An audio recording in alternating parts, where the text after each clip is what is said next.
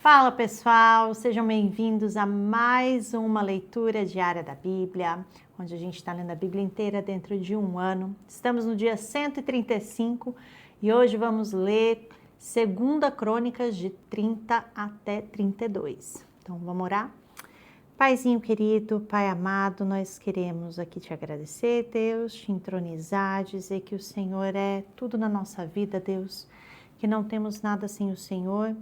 E hoje podemos reconhecer por meio da Tua palavra, Deus, tudo que o Senhor tem feito nas nossas vidas, todas as grandes coisas que o Senhor tem feito para o Teu povo, Deus, as promessas que o Senhor tem derramado sobre nós, Deus, e te agradecemos, Pai, te agradecemos e te engrandecemos também, Pai.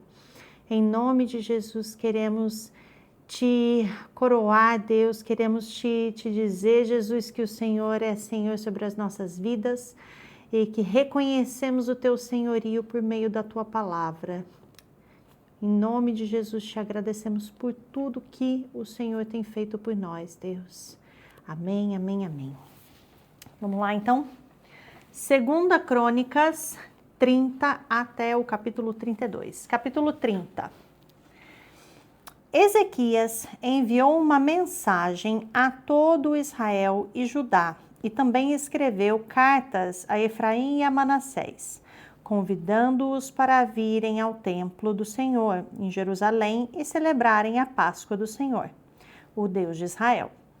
O rei, seus oficiais e toda a comunidade de Jerusalém decidiram celebrar a Páscoa no segundo mês.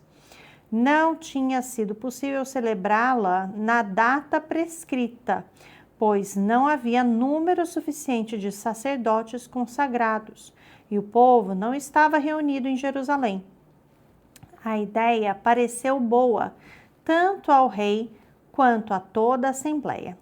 Então, decidiram fazer uma proclamação em todo Israel, desde Berseba até Dan, convocando o povo a Jerusalém para celebrar a Páscoa do Senhor, o Deus de Israel.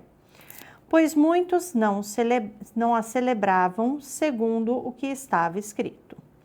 Por ordem do rei, mensageiros percorreram Israel e Judá, com cartas assinadas pelo rei e pelos seus oficiais, com a seguinte mensagem: Israelitas, voltem para o Senhor, o Deus de Abraão, de Isaque e de Israel, para que ele se volte para vocês, que restaram e escaparam das mãos dos reis da Assíria. Não sejam como seus pais e seus irmãos, que foram infiéis ao Senhor, o Deus dos seus antepassados, de maneira que ele os deixou em ruínas, conforme vocês veem. Portanto, não sejam obstinados, como os seus antepassados. Submetam-se ao Senhor. Venham ao santuário, que ele consagrou para sempre. Sirvam ao Senhor, o seu Deus, para que o fogo da sua ira se desvie de vocês. Se vocês voltarem para o Senhor, os que capturaram os seus irmãos e os seus filhos terão misericórdia deles, e eles voltarão a esta terra, pois o Senhor, o seu Deus, é bondoso e compassivo. Ele não os rejeitará, se vocês se voltarem para ele. Os mensageiros foram de cidade em cidade em Efraim e em Manassés, e até em Zebulon. Mas o povo zombou deles e os expôs ao ridículo. No entanto, alguns homens de Asser, de Manassés e de Zebulon humilharam-se e foram para Jerusalém. Já em Judá, a mão de Deus esteve sobre o povo, dando-lhes unidade de pensamento, para executarem o que o rei e os seus oficiais haviam ordenado, conforme a palavra do Senhor. Uma imensa multidão reuniu-se em Jerusalém no segundo mês, para celebrar a festa dos pães sem fermento. Eles retiraram os altares que havia em Jerusalém e se desfizeram de todos os altares de incenso, atirando-os no vale de Cedron. Abateram o cordeiro da Páscoa no 14º dia do 2º mês. Os sacerdotes e os levitas, envergonhados, consagraram-se e trouxeram holocaustos ao templo do Senhor. E assumiram seus postos, conforme prescrito na lei de Moisés, homem de Deus. Os sacerdotes aspergiram o sangue que os levitas lhe entregaram.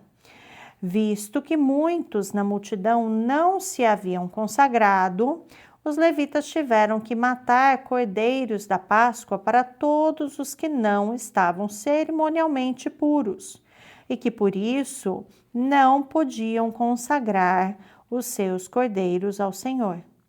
Embora muitos dos que vieram de Efraim, de Manassés, de Issacar e de Zebulon não se tivessem purificado, assim mesmo comeram a Páscoa, contrariando o que estava escrito.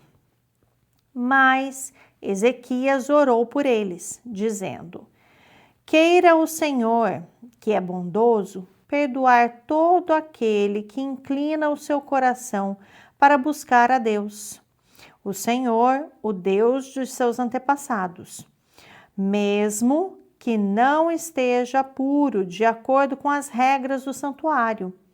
E o Senhor ouviu a oração de Ezequias e não castigou o povo.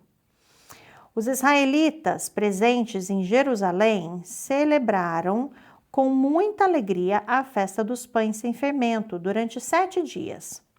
Diariamente, os levitas e os sacerdotes cantavam louvores ao Senhor, ao som dos instrumentos ressonantes do Senhor. Ezequias dirigiu palavras animadoras a todos os levitas que mostraram boa disposição para com o serviço do Senhor.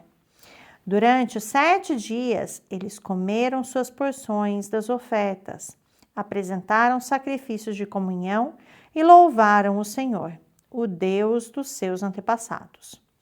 E toda a assembleia decidiu prolongar a festa por mais 7 dias, e a celebraram com alegria.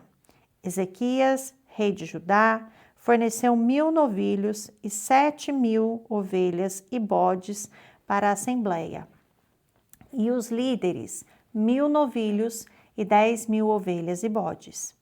Muitos sacerdotes se consagraram, e toda a assembleia de Judá se regozijava, com os sacerdotes, com os levitas e com todos os que se haviam reunido, vindos de Israel, inclusive os estrangeiros que viviam em Israel e em Judá. Houve grande alegria em Jerusalém, pois desde os dias de Salomão, filho de Davi, rei de Israel, não havia acontecido algo assim na cidade. Os sacerdotes e os levitas levantaram-se para abençoar o povo, e Deus os ouviu. A oração deles chegou aos céus, sua santa habitação. Capítulo 31. Quando a festa acabou, os israelitas saíram pelas cidades de Judá e despedaçaram as pedras sagradas e derrubaram os postes sagrados. Eles destruíram os altares idólatras em todo o Judá e Benjamim, e em Efraim e Manassés. Depois de destruírem tudo, voltaram para as suas cidades, cada um para a sua propriedade.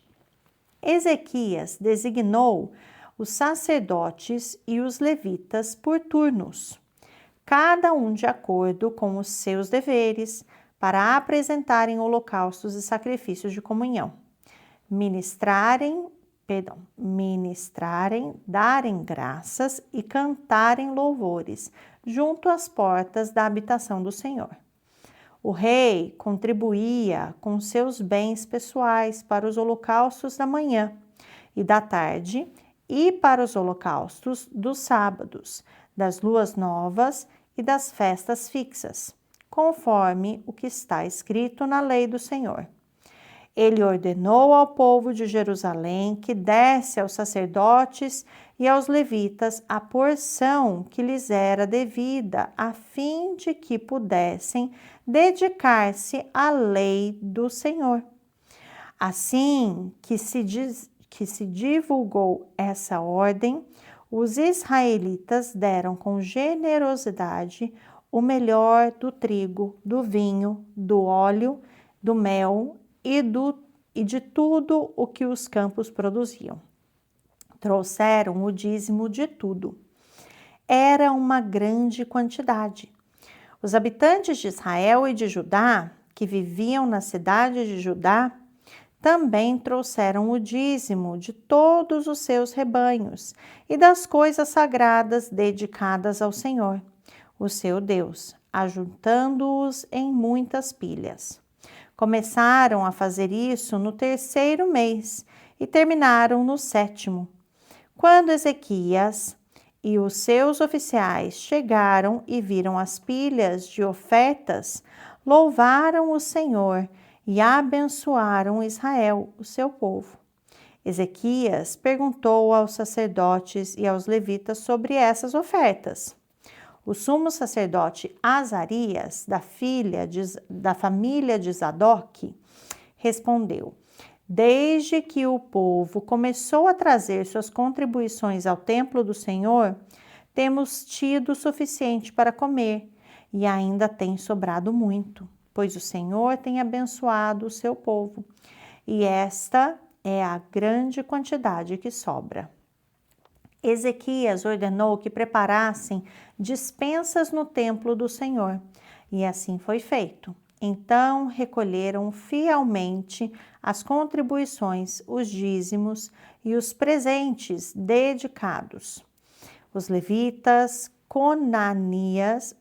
levita Conanias foi encarregado desses deveres, e seu irmão Simei era o seu auxiliar.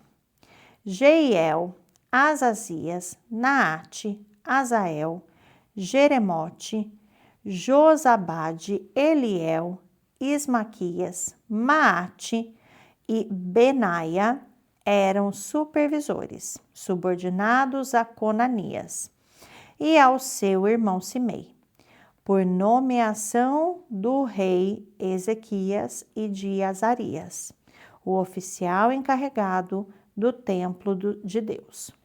Coré, filho do levita Imna, guarda da porta leste, foi encarregado das ofertas voluntárias feitas a Deus, distribuindo as contribuições dedicadas ao Senhor e as ofertas santíssimas. Sob o comando dele estavam Éden, Miniamim, Jesua, Semaías, Amarias e Secanias, que nas cidades dos sacerdotes, com toda a fidelidade, distribuíam ofertas aos seus colegas sacerdotes de acordo com seus turnos, tanto aos idosos quanto aos jovens. Eles as distribuíam aos homens e aos meninos de 3 anos para cima, cujos nomes estavam nos registros genealógicos, e também a todos os que entravam no templo do Senhor para realizar suas várias tarefas diárias, de acordo com suas responsabilidades e seus turnos. Os registros genealógicos dos sacerdotes eram feitos segundo suas famílias, e dos levitas com mais de 20 anos, de acordo com suas responsabilidades e seus turnos. O registro incluía todos os filhos pequenos, as mulheres e os filhos e filhas de todo o grupo, pois os sacerdotes e os levitas haviam sido fiéis em se consagrarem. Entre os sacerdotes descendentes de Arão, que viviam nas terras de pastagem ao redor de suas cidades, foram nomeados alguns deles, de cidade em cidade, para distribuírem as ofertas a todos os sacerdotes e a todos os que estavam registrados nas genealogias dos levitas. Foi isso que Ezequias fez em todo o reino de Judá. Ele fez o que era bom e certo, e em tudo foi fiel diante do Senhor, do seu Deus. Em tudo o que ele empreendeu no serviço do templo de Deus e na obediência à lei e aos mandamentos, ele buscou o seu Deus e trabalhou de todo o coração, e por isso prosperou. Capítulo 32.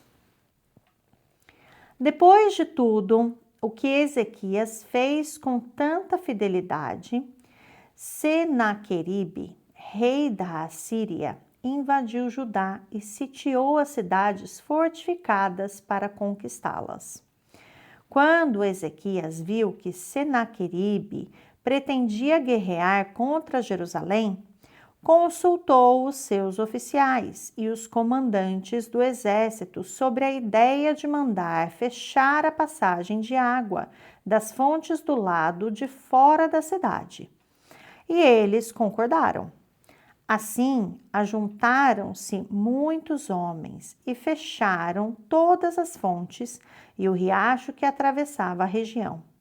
Eles diziam: por que deixar que os reis da Assíria venham e encontrem toda essa água? Depois, com grande empenho, reparou todos os trechos quebrados do muro e construiu torres sobre ele. Construiu outro muro do lado de fora do primeiro e reforçou o Milo da cidade de Davi. E mandou fazer também muitas lanças e muitos escudos. Nomeou sobre o povo oficiais militares e os reuniu na praça, junto à porta da cidade, animando-os com essas palavras: sejam fortes e corajosos, não tenham medo, nem desanimem por causa do rei da Assíria e do seu enorme exército. Pois conosco está um poder maior do que o que está com ele. Com ele está somente o poder humano, mas conosco está o Senhor, o nosso Deus, para nos ajudar e para travar as nossas batalhas. E o povo ganhou confiança com as batalhas. O povo ganhou confiança com o que disse Ezequias, rei de Judá. Mais tarde, quando Senaqueribe, rei da Assíria, e todas as suas forças estavam sitiando Laquis, mandou oficiais a Jerusalém com a seguinte mensagem a Ezequias e a todo o povo de Judá que morava lá. Assim diz Senaqueribe, rei da Assíria: em que vocês baseiam a sua confiança para permanecerem cercados em Jerusalém? Quando Ezequias diz: o Senhor, o nosso Deus, nos salvará das mãos do rei da Assíria, ele os está enganando para deixá-los morrer de fome e de sede. Mas não foi o próprio Ezequias que retirou os altares desse Deus, dizendo a Judá e a Jerusalém: vocês devem adorar diante de um só altar e sobre ele queimar incenso? Vocês não sabem o que eu e os meus antepassados fizeram a todos os povos das outras terras? Acaso alguma vez os deuses daquelas nações conseguiram livrar das minhas mãos a terra deles? De todos os deuses das nações que meus antepassados destruíram, qual deles conseguiu salvar o seu povo de mim? Como então o Deus de vocês poderá livrá-los das minhas mãos? Portanto, não deixem Ezequias enganá-los ou iludi-los dessa maneira. Não acreditem nele, pois nenhum Deus de qualquer nação ou reino jamais conseguiu livrar o seu povo das minhas mãos ou das mãos dos meus antepassados. Muito menos o Deus de vocês conseguirá livrá-los das minhas mãos. Coitado do Senaqueribe. Os oficiais de Senaqueribe desafiaram ainda mais a Deus, o Senhor, e ao seu servo Ezequias. Senaqueribe também escreveu cartas insultando o Senhor, o Deus de Israel, e o desafiando. E o desafiando. Assim como os deuses dos povos das outras terras não livraram o povo deles das minhas mãos, também o Deus de Ezequias não livrará o seu povo das minhas mãos. Então os oficiais gritaram na língua dos judeus ao povo de Jerusalém que estava sobre o muro, para assustá-lo e amedrontá-lo, com o intuito de conquistarem a cidade. Referiram-se ao Deus de Jerusalém como falavam dos deuses dos outros povos da terra, que não passam de obra das mãos dos homens. Por tudo isso, o rei Ezequias e o profeta Isaías, filho de Amós, clamaram em oração aos céus. E o Senhor enviou um anjo que matou todos os homens de combate e todos os líderes e oficiais no acampamento do rei assírio, de forma que este se retirou envergonhado para sua terra. E certo dia, ao adentrar o templo do seu Deus, alguns dos seus filhos o mataram à espada. Assim, o Senhor salvou Ezequias e o povo de Jerusalém das mãos de Senaqueribe, rei da Assíria, e das mãos de todos os outros, e cuidou deles em todas as fronteiras. Muitos trouxeram a Jerusalém ofertas para o Senhor e presentes valiosos para Ezequias, rei de Judá. Daquela ocasião em diante, ele foi muito respeitado por todas as nações. Naquele tempo, Ezequias ficou doente e quase morreu. Ele orou ao Senhor, que lhe respondeu, dando-lhe um sinal milagroso. Mas Ezequias tornou-se orgulhoso e não correspondeu à bondade com que foi tratado. Por isso a ira do Senhor veio sobre ele, sobre Judá e sobre Jerusalém. Então Ezequias humilhou-se, reconhecendo o seu orgulho, como também o povo de Jerusalém. Por isso, a ira do Senhor não veio sobre eles durante o reinado de Ezequias. Possuía Ezequias muitíssimas riquezas e glória. Construiu depósitos para guardar prata, ouro, pedras preciosas, especiarias, escudos e todo tipo de objetos de valor. Também construiu armazéns para estocar trigo, vinho e azeite. Fez ainda estábulos para os seus diversos rebanhos e para as ovelhas. Construiu cidades e adquiriu muitos rebanhos, pois Deus lhe dera muitas riquezas. Foi Ezequias que bloqueou o manancial superior da fonte de Giom e canalizou a água para a parte oeste da cidade de Davi. Ele foi bem-sucedido em tudo o que se propôs a fazer.